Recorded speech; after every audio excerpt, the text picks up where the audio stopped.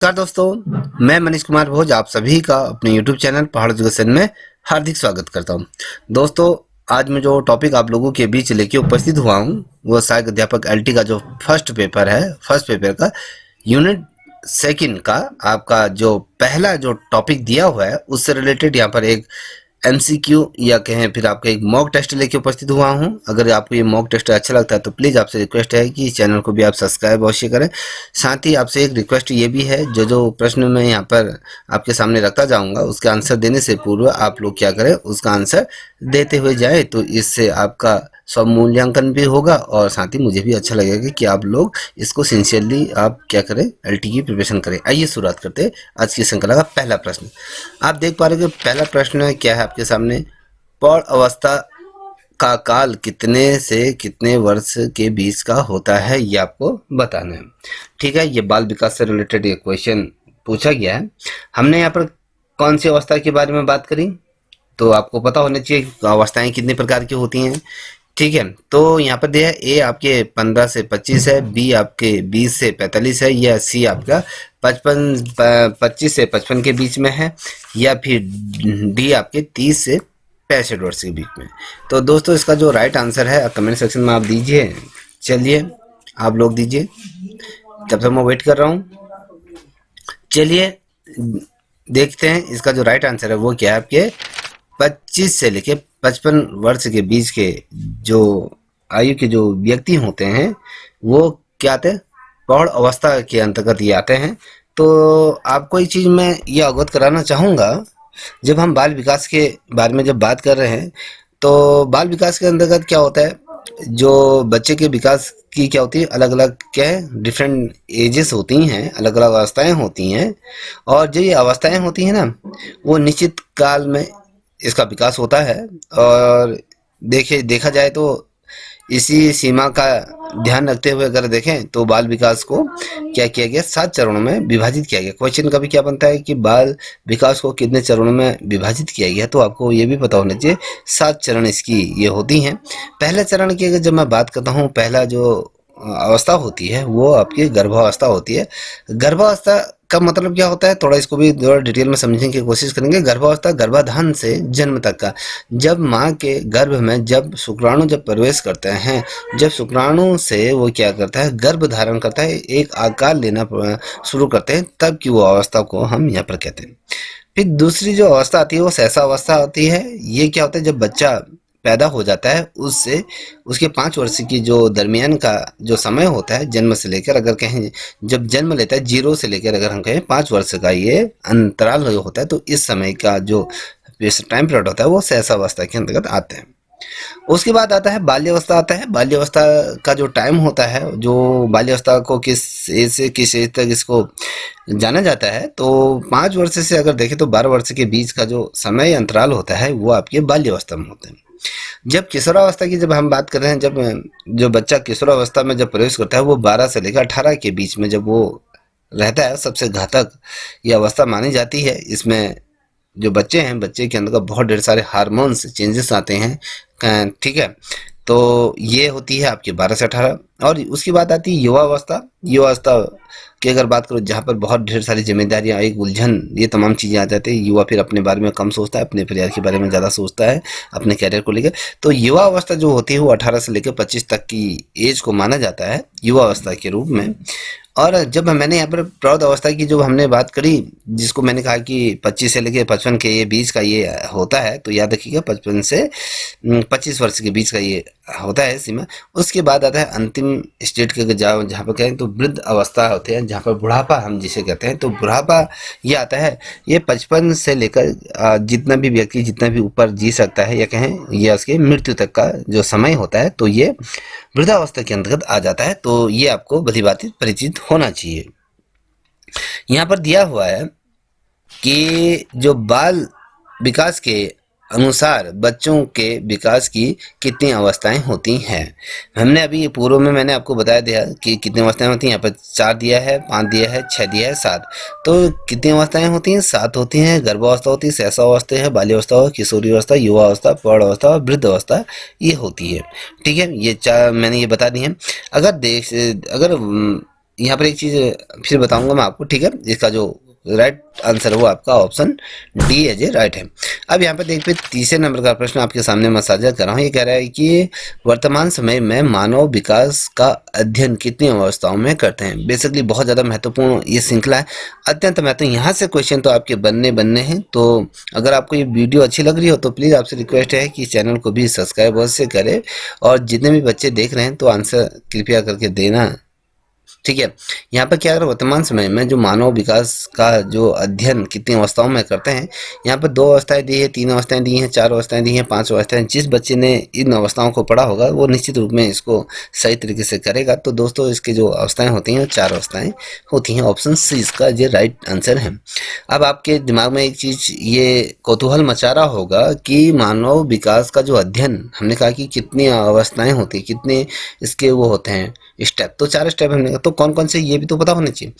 आप इसको नोट कर सकते हैं, जो करना चाहता है तो वो लिख सकते। देखिए अगर मैं आपको बताऊं, हम जो वर्तमान परिस्थिति में जो हम जी रहे हैं, अगर उस अवस्था के अगर देखें तो उसके अंदर जो हमने मानव विकास के अध्ययन की जो अवस्थाएं रखी गई हैं, पहले होता है जो सहसा अवस्था की हम बात करें, मैंने कहा था सहसा अवस्था जन्म से लेकर आपके 6 वर्ष तक का ये होता है। वर्तमान की बात करें, ठीक है। जैसे मैंने कहा कि जो विकास के जो 7 चरण बताए थे, मैंने वहाँ पर गर्भावस्था जो बताया था कि गर्भाधान से लेकर जन्म तक की हम बारे में बात करते हैं। फिर सहसा अवस्था आ जाती है तो आपकी जन्म से लेकर 5 वर्ष तक, और यहाँ पर जो हम बात करें जो सहसा अवस्था है वो जन्म से लेकर 6 वर्ष की आयु तक का ये रहता है वर्तमान समय में जो हम विकास का अध्ययन करते हैं इसका। फिर आती बाल्य अवस्था जो आपकी 6 से लेकर 12 तक की होती है, और किशोरावस्था 12 से 18, और प्रौढ़ अवस्था हम लगा के तो 18 से बात करें तो मृत्यु तक का ये। तो वर्तमान समय में ये पैटर्न है।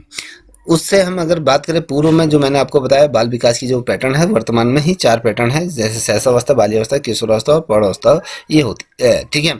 अगर आप लोगों के पास टाइम है तो मैं इसको समझा देता हूँ, थोड़ा समझने की कोशिश कीजिए, ये आपके लिए ही बेनिफिट रहेगा। देखिए जब हम बात करते हैं, जब मैंने आपको बताया कि जब सहसा अवस्था की जब हमने बात करी, जन्म से लेकर 6 वर्ष की आयु तक के बीच की जब हम बात कर रहे हैं, तो इस कंडीशन में क्या होता है, जब जो ये अवस्था होती है ना, जीवन की जो सहसा अवस्था होती है, ये बहुत ज़्यादा आधारशील ये रहती है, कहें ये स्तंभ होता है जीवन का, एक बहुत ही ज़्यादा महत्वपूर्ण ये आधारशिला, जहाँ से उसका पहला पग स्टार्ट होता है। तो उस रूप में हम इसको देखते हैं।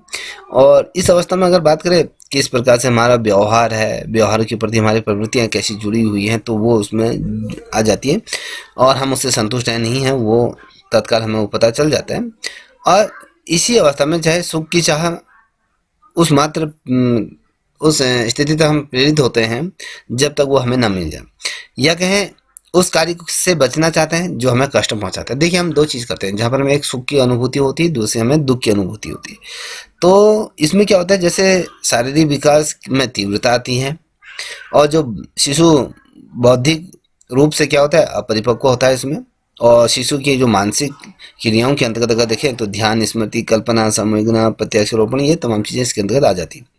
और जो अगला पॉइंट में अगर बताऊं तो उसमें क्या होता है, जो शिशु होता है सबसे अधिक और जल्दी अनुकरण करने की विधि उसमें आता है कि वो सीखता है। इस समय में वो हर चीज़ों को अडॉप्ट करने की कोशिश करता है, अलग अलग चीज़ों को यहाँ पर धारण करता है।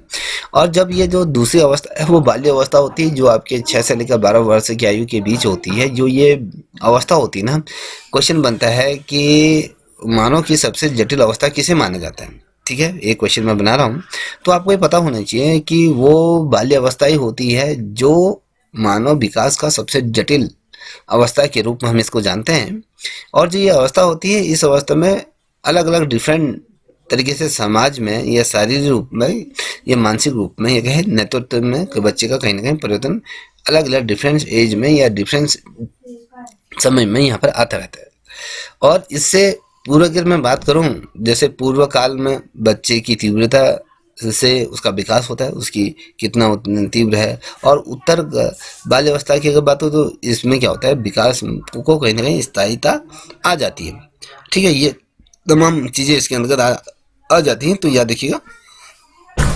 देखिए चौथे की अगर मैं तीसरे की बात करूँ तो किशोरावस्था की जब हमने बात कर रहा हूँ, तो इसमें से 12 से लेकर 18 वर्ष के जो आयु के जो बच्चे होते हैं, उनमें क्या होता है, ये जो एज होती है ना, वो बहुत ज़्यादा तूफानी या कहें परेशानी से भरी ये स्थिति होती है, ऐसी जवानी होती है। कभी क्वेश्चन पूछा जाता है कि किसने कहा है कि जो ये किशोरावस्था होती है वो तूफानी और परेशानी का ये काल माना गया है। तो स्टेशनली करके उनका नाम हुआ है, तो उनके द्वारा कहा गया है। तो इसमें जो आपके अगर हम देखें पश्चिमी सभ्यता के जो विद्वान हैं, 10 एज जो हमारे जो कहते हैं, उन्होंने ये कहा कि भैया जो 10 एज है तो ये बहुत ज़्यादा क्या है, बहुत ज़्यादा खतरनाक एज होती है। तो इस प्रकार से अलग अलग तरीके से इसमें अगर हम देखें, इसमें मानसिक तीव्रता बढ़ जाती है, अलग अलग चीज़ें इसमें विकसित होनी शुरू हो जाती हैं। और अगर हम बात करें तो इस अवस्था में आप अगर देखोगे तो बुद्धि कल्पना हो गया, तर्क करने की शक्ति में विकास हो जाता है। और जो किशोर हो, जो बच्चे होते हैं, अगर उनके स्थायित्व आ जाती है, समायोजन की चीज़ें आ जाती हैं, तो ये। और हमने कहा कि जो अंतिम जो प्रौढ़ अवस्था होती है तो उसमें 18 से लेकर मृत्यु तक का जो सफ़र होता है, तो इस अवस्था में धीरे धीरे क्या है, प्रौढ़ अवस्था की तरफ हम अग्रसर होते हैं। कहीं ना कहीं उसमें हमें परिपक्वता की ओर हम बढ़ने लग जाते हैं। जैसे जैसे हमारी उम्र बढ़ती है, हम हमें चीज़ों को समझने में और ज़्यादा चीज़ें समझना शुरू कर देते हैं। तो ये चीज़ है। अब यहाँ पर बात करें, चौथे नंबर का प्रश्न है। चौथे नंबर का प्रश्न क्या है, शैशवावस्था का निर्धारण किस आयु के बीच किया जाता है। हमने आपसे इससे पूर्व मैंने बताया था कि शैशवावस्था का अगर जिस बच्चे ने अभी तक सुना होगा तो उसे पता होगा। चलिए आंसर दीजिए कि मैंने क्या कहा। शैशवावस्था की बारे में बात करी कि शैशवावस्था जो है वो कब से कब तक का माना जाता है। तो जो हमने कहा कि वर्तमान समय में जो 4 प्रकार से इसको विभाजित किया गया, तो ये जन्म से लेकर 6 वर्ष की आयु के बीच होता है। अब छठे नंबर का प्रश्न है, इसमें देखिए, इनमें से किसे स्फूर्ति आयु के नाम से जाना जाता है। अब स्फूर्ति जिसमें बहुत ज़्यादा उछल कूद वाली की जो है बहुत ज़्यादा ताकत होती है, तो ये बात करें तो शैशवावस्था होती है, बाल्यावस्था, किशोरावस्था, युवावस्था होती है। तो कौन सी अवस्था ये होती है, तो आपको मैं बता दूं, जो बाल्यावस्था ही क्या होती है, स्फूर्ति ये वाली श्रेणी में इसे गिना जाता है। मैंने क्या कहा आपसे कि जो बाल्यावस्था होती है, बाल्यावस्था को क्या कहता है, ये जटिल अवस्था के रूप में भी हमने इसको समझते हैं।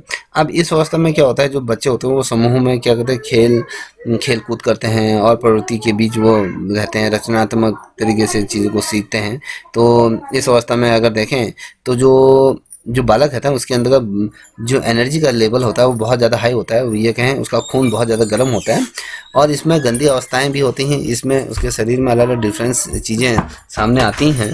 तो और साथ ही अगर हम बात करें तो इसमें सही गलत का मार्गदर्शन भी उसमें बहुत ज़्यादा अनिवार्य होता है। इस काल में विशेषकर क्या होती है, जो बाल्य अवस्था होती है, इस काल में अगर हम जिस पर सबसे ज़्यादा फोकस रखते हैं वो क्या होता है, हमारे जो जननांग होते हैं, जो हमारा प्राइवेट पार्ट होते हैं, हम उस पर ज़्यादा केंद्रित हो जाते हैं और दृष्टि केंद्रित में कहीं ना कहीं परिवर्तन होना शुरू हो जाता है। हमारे जैसे महिलाओं के शरीर में बदलाव आने जाता है, पुरुष के शरीर में अंदरूनी बदलाव आ जाते हैं। और जिसमें क्या होता है, जो किशोर होते हैं उनका जीवन में तनाव आना शुरू हो जाता है, चिंता आ जाती है, संघर्ष आता है, ये अलग अलग चीज़ें इसमें आ जाती है। और जो बच्चे होते हैं इस कंडीशन में, तो उसमें क्या होता है, उनकी जो दिशा होती है उसमें क्या होती है, तीव्रता से उसमें परिवर्तन होना शुरू हो जाता है। तो यह देखिएगा, तो ये अवस्था इस प्रकार से होती है। अब यहाँ पर देख पा रहे होंगे कि छठे नंबर का प्रश्न है, किसके अनुसार बाल्यावस्था में बच्चों में तनाव की स्थिति समाप्त हो जाती है। तो किसने ये कहा है कि हम्फ्राई, स्टैनली, फ्रायड, थायरनडाउ या रस्किन, ये 4 जो ये दिए गए हैं पाश्चात्य शैली के जो बड़े विद्वान हैं, ये किसने ऐसा कहा है कि बाल्यावस्था में बच्चों में तनाव की स्थिति समाप्त हो जाती है। तो ये किस शख्स द्वारा कहा गया है, तो ये आपको बता रहे हैं। जो ये कहा गया है ये फ्रायड यहाँ पर दिया है, option B as a right answer है। तो इनके द्वारा ये शब्द कहे गए हैं। तो इस चीज़ को थोड़ा सा ध्यान में रखिएगा, बहुत ज़्यादा महत्वपूर्ण है ये, ठीक है। अब बात करेंगे, अगले प्रश्न की तरफ बढ़ रहे हैं। तो दोस्तों, आपको ये वीडियो अच्छी लग रही होगी तो प्लीज़ इसे सब्सक्राइब करें और साथ ही मेरे साथ आंसर देते हुए चलेंगे, जिससे कि स्वमूल्यांकन होता रहे। चलिए आप लोग इसका आंसर दीजिए। रचनात्मक कार्यों में विशेष आनंद प्राप्त करना किस अवस्था का लक्षण है। देखिए, ऐसे रचनात्मक कार्य हम कहें जो हमें बहुत ज़्यादा शानदार, हम खुश हो जाते हैं, ऐसे रचनात्मक कार्य करते हैं जिसमें हमें आनंद की अनुभूति होती है, आनंद प्राप्त होता है, ये अवस्था का लक्षण है। बाल्यावस्था का है, किशोरावस्था का, ये युवावस्था का है, प्रौढ़ावस्था का है। तो किस ऐसी अवस्था में जिसमें आनंद की अनुभूति प्राप्त होती है वो कौन सी अवस्था है, तो युवा अवस्था को बताना है। देखिए, इसमें हमने कहा कि बाल्य अवस्था वो है जहाँ पर हमें आनंद की अनुभूति प्राप्त होना शुरू हो जाती है। तो ये बहुत ज़्यादा महत्वपूर्ण है। अब देखिए, ये कहा गया 8वां स्टैनली हॉल ने किसे तूफान एवं परेशानी का काल कहा है? युवावस्था को कहा, या किशोरावस्था को कहा, या बाल्यावस्था को कहा है, या फिर कहें शैशवावस्था को कहा है? तो ये जो कहा गया है ये किशोरावस्था को कहा गया है। मैंने पूर्व में इसको बताया था आपको विस्तार में। और ये जो एज होती है ना दोस्तों, ये एज होती है आपकी 12 से लेकर 18 तक की एज होती है। तो स्टैनली हॉल की अगर बात करें तो इन्होंने क्या कहा कि इन्होंने कहा कि जो ये वाला जो टाइम पीरियड होता है, इस टाइम पीरियड में बहुत ज़्यादा तूफानी परेशानियों की तरफ क्या होता है, बच्चा बढ़ता है। इस कंडीशन में इसे कहा गया है, क्योंकि इसमें विशेषकर अगर देखोगे, मैंने कहा कि बच्चे के जो यौन दृष्टिकोण में इसमें बदलाव आना शुरू होते हैं, और किशोरावस्था का जीवन बहुत ज़्यादा क्या होता है, तनाव भरा होता है, और संघर्ष होता है, चिंता होती है, ये तमाम चीज़ें इसके अंतर्गत आ जाता है। अब देखिए, किशोरावस्था की जब हम बात करें तो किशोरावस्था का काल कब से कब तक माना जाता है, तो मैंने इससे पूरे जब इसे प्रारंभ करा था उस समय मैंने सारी चीज़ें आपके सामने रखी थी, तो आपको ये पता होना चाहिए। तो यहाँ पर 12 से लेकर 18, या 13 से लेकर 21, या 14 से लेकर 24, या 15 से लेकर 30, तो जिसे भी आता है आंसर दीजिए। अगर आंसर नहीं दे सकते हैं तो मैं आपसे ये रिक्वेस्ट करूँगा, इस चैनल में बने रहने की ज़रूरत नहीं है, किसी और चीज़ को आप देख सकती हैं, ठीक है।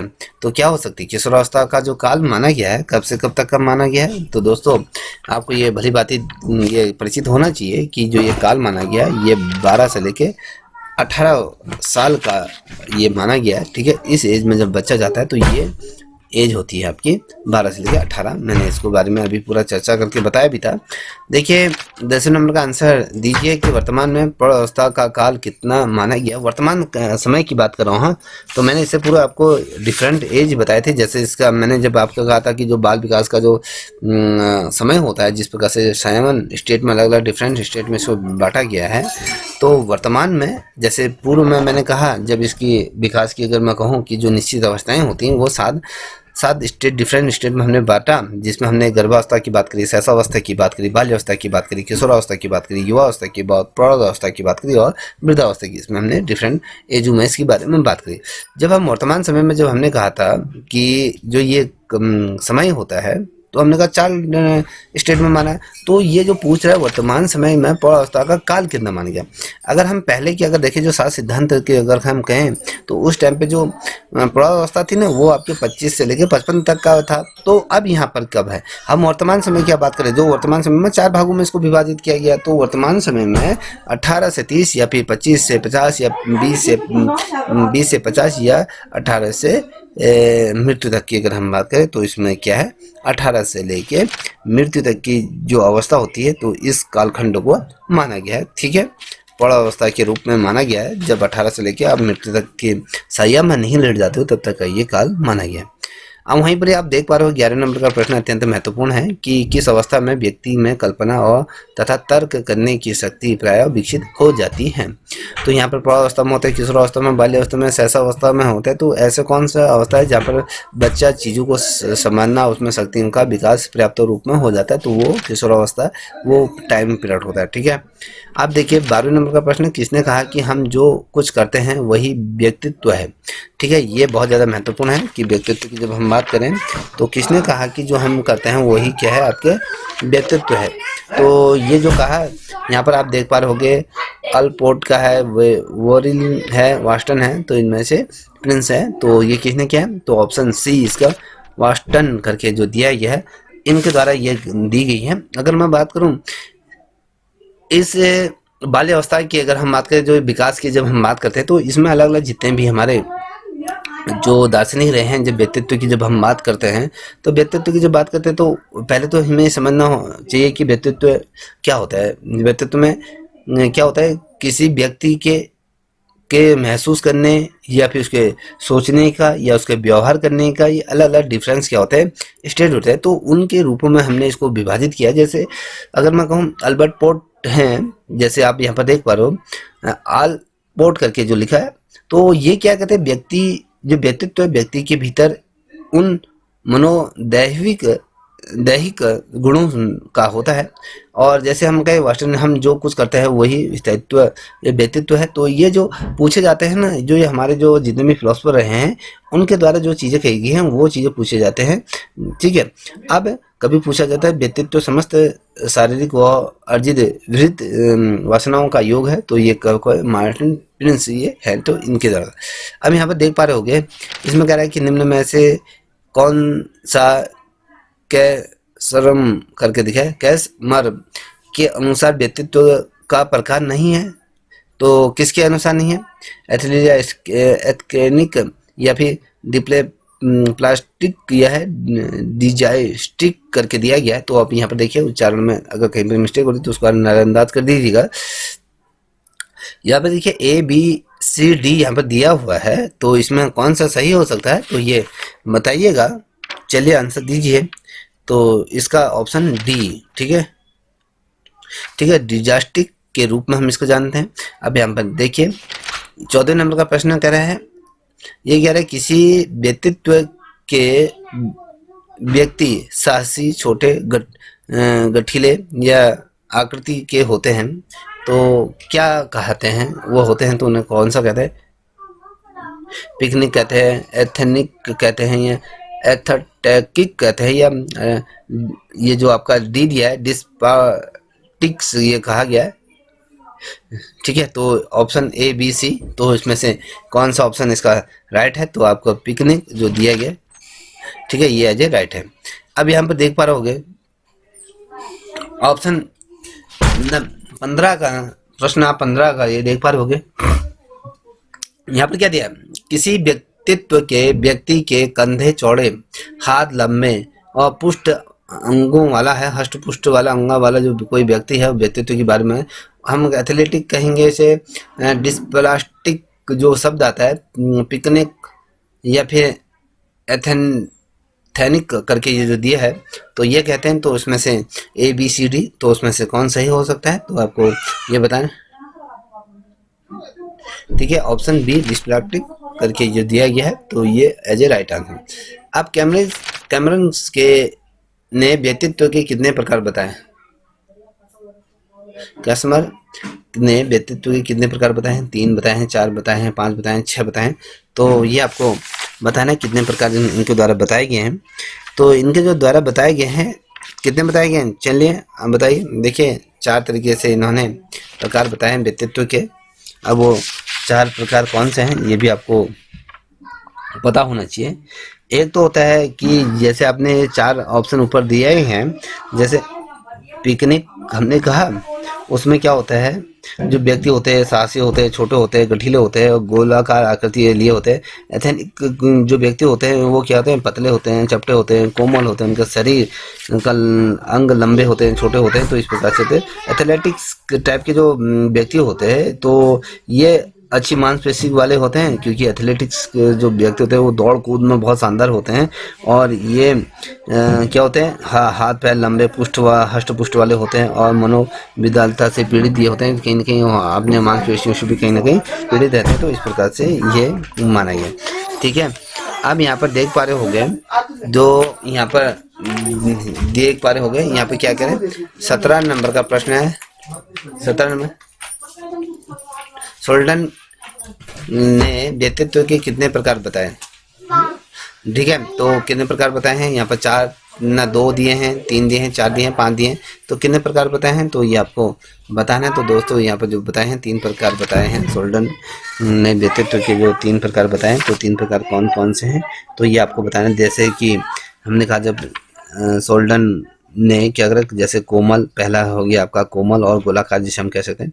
दूसरा होता है आयताकार होता है। तीसरा होता है आपका लंबाकार लंबवतकार का होता है। तो ये तरीके से इन्होंने बताया है। तो इसको थोड़ा सा ध्यान में रखिएगा। तो इसमें पूछा है निम्न में से कौन एक व्यक्तित्व सोल्टन के अनुसार नहीं होता है? तो इसमें कौन सा नहीं होता है? तो यहाँ पर ABCD यहाँ पर दिया हुआ है। तो आपको ये बताना है इसमें से कौन सा नहीं है। ठीक है, ऑप्शन ये 18 का है। 18 का अगर हम कहें तो ये आपका ऑप्शन B ये दिया है, मेसोमॉर्फिक करके दिया गया है। तो ये नहीं होता है। ठीक है, अब देखिए भाई 19 नंबर का प्रश्न है, किस प्रकार के व्यक्तित्व स्वभाव से क्रियाशील तथा शक्तिशाली होते हैं। तो ऐसे कौन से ऐसे व्यक्तित्व की बारे में बात कर रहे हैं जो स्वभाव से क्रियाशील होते हैं और शक्तिशाली भी होते हैं। तो यहाँ पर ऑप्शन एडोमाफिक होते हैं या मैसोमाफिक होते हैं या एथोमाफिक होते हैं या उपरोक्त में से कोई नहीं। तो आपको बताना है कि ये किस प्रकार से होते हैं। तो आंसर दीजिए जल्दी से। तो इसका जो राइट आंसर है वो आपका बी है जी, राइट। मैसोमाफिक करके ये होते हैं। ठीक है, अब थोड़ा सा ये समझना भी आप लोगों को अनिवार्य हो जाता है। ठीक है, चलिए आगे बढ़ते हैं। अब आगे ये कह रहा है कि विलियम जेम्स ने व्यक्तित्व के कितने प्रकार बताए हैं। तो यहाँ पर दिया है 1 दिया है, 2 दिया है, 3 दिया है, 4 दिया है। तो इसका क्या आंसर हो सकता है, चलिए आंसर दीजिए। चलिए मैं आप लोगों का वेट कर रहा हूँ, आंसर दीजिए। जो इन्होंने जो बताया था, इन्होंने 2 प्रकार बताए थे। ठीक है, 2 प्रकार के ये होते हैं जो विलियम्स जेम्स ने 2 प्रकार बताए हैं। तो 2 प्रकार कौन से हैं, मैंने आपको पहले भी बताया था कि 2 प्रकार से इन्होंने व्यक्तित्व का वर्णन किया है, जिसमें आपका कोमल हृदय वाले होते हैं और साथ ही एक कठोर हृदय, एक तो बहुत सॉफ्ट होते हैं, एक बहुत हार्ड वाले जो व्यक्ति होते हैं, इस प्रकार के। तो इसमें क्या होते हैं, जो कोमल हृदय वाले जो व्यक्ति होते हैं वो अमूर्त सिद्धांतों का कहीं ना कहीं पालन करते हैं। और जो इस टाइप के जो व्यक्ति होते हैं ना, उसमें बुद्धिजीवी, आदर्शवादी होते हैं और आशावादी लोग होते हैं, अस्तित्ववादी होते हैं और पूर्वग्राही, इस टाइप के ये इसके अंतर्गत होते हैं। और जब हम बात करें हैं दूसरे की बात करें तो विलियम जेम्स ने जो व्यक्तित्व के प्रकार बताए, तो एक तो बताते हैं। अब मैं बात करूं कठोर या कहें हृदय वाले, जो हार्ड हृदय वाले होते हैं, ऐसे व्यक्ति क्या होते हैं जो विचारों की अपेक्षा शारीरिक संवेदनाओं पर अधिक ध्यान देते हैं। और साथ ही ये व्यक्ति जो होते हैं भौतिकवादी या निराशावादी या कहें अधार्मिक या फिर क्या है जो शालीनता या कहें सम्मानवादी, इस टाइप के ये होते हैं। तो यह देखिएगा। अब देखिए यहाँ पर हम कह रहे हैं कि 21 नंबर का प्रश्न क्या रहा है कि विश्लेषणात्मक व्यक्तित्व की व्याख्या किसने दी है। तो यहाँ पर देख पा रहे होंगे, तो किसने दी है, तो यहाँ पर दी है न्यूमैन दिया है, सोल्डन दिया गया है, जेम्स दिया है, कैसमर दिया गया है। ठीक है, तो कैसमर तो किसने दिया है, तो आपको ये बताना है। तो दोस्तों इसका जो राइट आंसर है न्यूमैन, वो शख्स हैं, इन्होंने विश्लेषणात्मक व्यक्तित्व की व्याख्या दी है। न्यूमैन तथा स्टन ने व्यक्तित्व को कितने भागों में विभाजित किया गया। यहाँ पर दिया गया है 1 2 3 4। तो कितने भागों में विभाजित किया गया है, तो ये आपको बताना है। बहुत ज़्यादा महत्वपूर्ण प्रश्न है। तो दोस्तों इन्होंने भी इसको क्या है 2 भागों में विभाजित किया गया है। तो 2 भागों में विभाजित किया है, इसको समझ लीजिएगा। ठीक है, अब 2 भाग कौन कौन से हैं, कभी क्वेश्चन पूछा जा सकता है। एक तो विश्लेषणात्मक होता है, एक संश्लेषणात्मक होता है। तो जो विश्लेषणात्मक जो होता है ना, जो व्यक्ति किसी भी बात में सूक्ष्मता का अध्ययन करते हैं या उसमें बड़ी रुचि रखते हैं। देखिए कोई चीज़ अगर हमारे सामने आ जाती है, हम उसको बहुत ज़्यादा डीपली उसमें रुचि रखते हैं, बहुत डीपली उसको सोचना शुरू कर देते हैं। ठीक है, और एक संश्लेषणात्मक होते हैं। तो ये जो व्यक्ति होते हैं अधिकार सीमा तक ये चीज़ों को पसंद करते हैं। तो यह देखिएगा।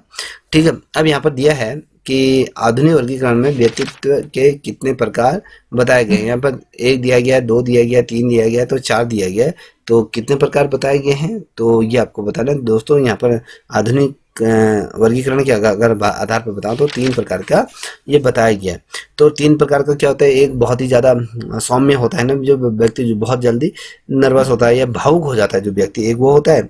एक कर्मशील व्यक्ति होता है जो निरंतर कार्य करता रहता है। और एक क्या होता है विचारशील व्यक्ति होता है। ये 3 भागों में इसको आधुनिक वर्गीकरण के आधार पर व्यक्तित्व के जो प्रकार बताए गए हैं 3 प्रकार से बताए हैं।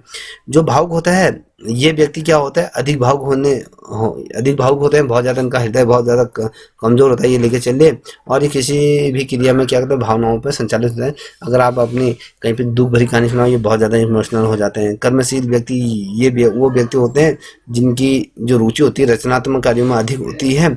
ये व्यक्ति क्या होते हैं, हर समय अपने आप को किसी न किसी कार्य में क्या करते हैं, अपने आप को लगाए रहते हैं या कहीं उसमें कार्य संबद्ध ये किया रहता है, तो उसमें कहीं ना कहीं वो निरंतर कुछ ना कुछ करते रहते हैं, तो क्रियाशील होते हैं। और विचारशील व्यक्ति क्या होते हैं, ये जो व्यक्ति होते हैं ना, ये उच्च स्तर के विचारक होते हैं और ये किसी कार्य को करने से पूर्व बहुत ज़्यादा उसमें सोच विचार करते हैं, तो इस प्रकार के व्यक्ति होते हैं। तो दो तीन प्रकार के हमने बता दिए। अब यहाँ पर देख पा रहे होंगे 24वें नंबर का प्रश्न है, तो ये कह रहा है कि कौन से व्यक्ति अपने आप को हर समय किसी न किसी रचनात्मक कार्य में जोड़ते रखते हैं। तो मैंने कहा भावुक व्यक्ति होता है, ये कर्मशील व्यक्ति होता है, ये विचारशील व्यक्ति, ये क्रियात्मक व्यक्ति होता है। तो अभी मैंने इसको पूरा बताया था, जिसे भी आंसर आता है उसका आंसर ये दीजिए। तो ये जो व्यक्ति होता है वो कर्मशील व्यक्ति होता है। ठीक है, कर्मशील व्यक्ति की मैंने कहा ना कि ये व्यक्ति जो होते हैं ये रुचि रचनात्मक कार्यों के लिए ये अधिक उत्तेजित होते हैं। ये व्यक्ति हर समय अपने आप को किसी न किसी रचनात्मक कार्य के लिए हमेशा जोड़ते हैं या करते रहते हैं, तो इस प्रकार के व्यक्ति होते हैं। अब यहाँ पर देख पा रहे हो 25वें नंबर का प्रश्न, इनमें से कौन सा व्यक्तित्व का सिद्धांत नहीं है। तो इसमें से ऐसा 4 दिए हैं, इसमें से व्यक्तित्व का सिद्धांत नहीं है। जैविक है या मनोगतिक है सिद्धांत है, या लक्षण सिद्धांत है, या आदर्श सिद्धांत है। तो इसमें से आपको बताना है कौन सा है। तो दोस्तों अगर मैं इसका जो राइट आंसर आपको बताऊं वो आपका क्या है, आपका डी आदर्श सिद्धांत ये होते हैं। तो आदर्श सिद्धांत की तरफ ये रहते हैं, तो इस चीज़ पे थोड़ा सा फोकस बना के चलिएगा, बहुत ज़्यादा महत्वपूर्ण है। ठीक है, अब हम बात करेंगे अगले प्रश्न की। तो अगला प्रश्न क्या कह रहा है, 26वें नंबर का प्रश्न है। ये कह रहा है कि व्यक्तित्व के सिद्धांत को कितने भागों में बांटा गया है। व्यक्तित्व के सिद्धांत को कितने भागों में बांटा गया है, यहाँ पर 4 दिए गए, 5 दिए गए, 6 दिया गया, 7 दिया गया। तो ये आपको बताना, ये 5 भागों में इसको किया गया, बांटा गया। व्यक्तित्व के सिद्धांतों को कितने भागों में बांटा गया, तो ये आपको पता होना चाहिए। तो इसके 5 भाग होते हैं, जैसे हमने अपने पूर्व में अभी हमने जैसे होता है, आपके नीचे भी देख पा रहे होगे, जैविक सिद्धांत होता है, व्यवहारिक सिद्धांत होता है, और मनोगतिक सिद्धांत होता है, मानववादी सिद्धांत होता है, और लक्षण सिद्धांत इसके अंतर्गत होता है। तो ये अलग अलग चीज़ें होती हैं। तो जैविक सिद्धांत की जब हम बात करते हैं तो इसमें आनुवंशिक व्यक्तियों के लिए क्या होता है, ये जिम्मेदार होते हैं। क्लासिक प्रकृति का बदनाम पोषण बहस इसके अंतर्गत होता है। ये व्यक्ति क्या होता है, कहीं ना कहीं जैव सिद्धांत या कहें प्रकृति के साथ पक्ष में ये रहते हैं। जब हम कहते हैं व्यवहारिक तौर पर स्किनर हो गया, जॉन वाटन हो गए हैं, तो अलग अलग इन व्यक्तियों ने अलग अलग अपने पर्यावरण के बीच में किस प्रकार से चीज़ों को रखना है, ये तमाम चीज़ें इसमें आ जाती हैं। तो इसमें ज़्यादा सोच विचारने की जरूरत नहीं है, तो इस प्रकार से। ठीक है, जब आप कहते हैं बी एस हरिस्कन ने निम्न में से कौन से सिद्धांत को ये क्या सिद्धांत दिया है, तो यहाँ पर आप दिया गया मनोगतिक सिद्धांत है, या लक्षण सिद्धांत है, जैविक सिद्धांत है, या व्यवहारिक सिद्धांत है। तो इन्होंने कौन सा सिद्धांत दिया है, तो जो दिया गया है वो व्यवहार सिद्धांत को ये दिया गया, option D as a right answer है। तो 28वें नंबर का प्रश्न आप देखोगे, दिए कि 28 में मनोगतिक सिद्धांत में फ्राइड के अनुसार व्यक्तित्व का कौन सा घटक नहीं है। तो व्यक्तित्व का कौन सा घटक नहीं है, आईडी, अहंकार, सुपर ईगो, या उपरोक्त में से कोई नहीं है। तो क्या हो सकता है, तो जो मनोगत सिद्धांत की जब हमने बात करी थी ना, तो इसमें उपरोक्त में से कोई नहीं है। तो ये थोड़ा सा समझ लीजिएगा, जब हमने कहा कि मनोगतिक सिद्धांत क्या होता है, इसमें क्या होता है, इसमें थोड़ा सा देखिएगा। जो ये इस प्रकार के जो व्यक्ति होते हैं ना, इसमें 3 प्रकार के चीज़ें हैं। व्यक्तित्व के 3 इसमें क्या होते हैं, आईडी होते हैं, जैसे घटक आईडी होता है, और साथ ही अहंकार होता है, सुपर ईगो होते हैं। तो आईडी जरूरत और जो आघातों के लिए जिम्मेदार होता है, सुपर ईगो जो होता है आदर्श और नैतिकता को नियंत्रण करता है, और अहंकार जो होता है वो सुपर ईगो हो, और साथ ही जो आपका वास्तविकता की जो मांगों को कहीं ना कहीं नियंत्रित ये रखता है। तो इस प्रकार से चीज़ों को रखा गया है। ठीक है, अब यहाँ पर देख पा रहे होगे, यहाँ पर 29वें नंबर का प्रश्न है। 29वें नंबर का प्रश्न कार्ल रोजर्स की जब हम बात करते हैं, तो इनके द्वारा कौन सा सिद्धांत दिया गया है, तो मानववादी सिद्धांत, या मनोगतिक सिद्धांत, या व्यवहारिक सिद्धांत, या लक्षण सिद्धांत, तो कौन सा दिया गया है, तो ये जो कार्ल रोजर्स के द्वारा जो क्या मानवतावादी सिद्धांत इनके द्वारा दिया गया है। तो इस श्रृंखला के अंतिम प्रश्न की तरफ बढ़े। अगर आपको ये श्रृंखला अच्छी लग रही हो तो प्लीज़ इस चैनल को लाइक शेयर सब्सक्राइब अवश्य करें। किस सिद्धांत के अनुसार आनुवंशिक व्यक्ति के लिए जिम्मेदार है, तो व्यक्ति की ये कह रहा है कि किस सिद्धांत के अनुसार आनुवंशिक व्यक्ति के लिए जिम्मेदार है। लक्षण सिद्धांत है, जैविक सिद्धांत है, व्यवहारिक सिद्धांत है, या मानवतावादी सिद्धांत है। तो क्या हो सकता है, आंसर दीजिए जल्दी से। तो इसका जो राइट आंसर है वो जैविक सिद्धांत में माना गया है। ठीक है, तो यहाँ पर 31वें नंबर का प्रश्न है, निम्न में से कौन सी व्यक्तित्व विकास में शिक्षक की भूमिका नहीं है? तो शिक्षक की भूमिका नहीं है, पूछ रहा है मूल्यों का विकास करना, कौशल का विकास करना, प्रेरणा देना या फिर स्थायित्व प्रदान करना। तो यहाँ पर क्या हो सकता है? तो देखो दोस्तों, ये क्या होता है, जो भूमिका कह रहा है कि व्यक्तित्व के विकास में जो शिक्षकों की भूमिका नहीं है, वो स्थायित्व प्रदान करना वो उनकी भूमि नहीं है, वो इस चीज़ को नहीं करते हैं। अब यहाँ पर देख पा रहे होगे। चलिए आगे बढ़ते हैं। 32वें नंबर का प्रश्न है। तो 32वें नंबर का प्रश्न क्या कर रहा है? The nature of intelligence and principle of cognition पुस्तक किसने लिखी है?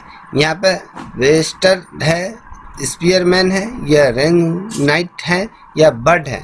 तो किसने लिखी है, तो ये आपको बताना है। तो दोस्तों इसका जो राइट आंसर है, जो अगर मैं बताऊं, ये जो लिखी गई है, ये पुस्तक, वो बताइए जल्दी से, जिसे आता है जल्दी बताइए। इसका जो राइट आंसर है वो स्पीयरमैन है। ठीक है, तो ये जो प्रश्न है आपकी जो प्रतियोगिता परीक्षाएं हैं वहाँ पर ये पूछे जाएंगे। तो निश्चित रूप में अगर आपको ये श्रृंखला अच्छी तरह से याद होगी हो तो ये आपके लिए बहुत ज़्यादा बेनिफिट की बात है। तो अगर आपको ये श्रृंखला अच्छी लगी हो तो प्लीज़ इस चैनल को भी आप लाइक शेयर सब्सक्राइब अवश्य करें, साथ ही अपने दोस्तों को साझा करें। तब तक के लिए इतना ही। जय हिंद, जय भारत, जय उत्तराखंड।